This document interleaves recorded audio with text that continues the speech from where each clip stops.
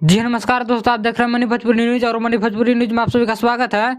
दोस्तों, आप सभी को बता दूं कि इसमें सिर्फ खेसारी यादव का गाना पर अखिलेश कश्यप एक रील वीडियो शेयर किया है, जैसे कि आप लोग स्क्रीन पर देख सकते हैं, जो कि काफी कमाल का रील वीडियो लग रहा है।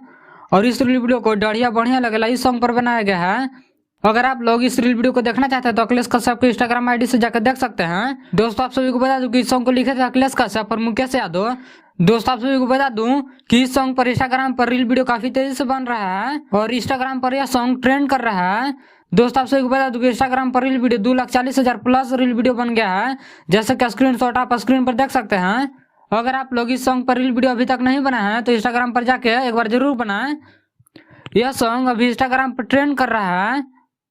दोस्तों, आप सभी को बता दूं कि कुछ दिन पहले एक सॉन्ग आया था अनंता म्यूजिक पर, जिस सॉन्ग का नाम था कमरिया पर भाला चले। और इस सॉन्ग को लिखे थे टुनटुन यादव, म्यूजिक दिए थे आर्या शर्मा। और इस सॉन्ग को गाई थी खेसारी यादव के साथ में शिल्पी राज। इस सॉन्ग पर 51 मिलियन व्यू कंप्लीट हो गया, जैसे कि स्क्रीन पर आप लोग पोस्टर देख सकते हैं। और इस पोस्टर को शेयर किया है खेसारी यादव।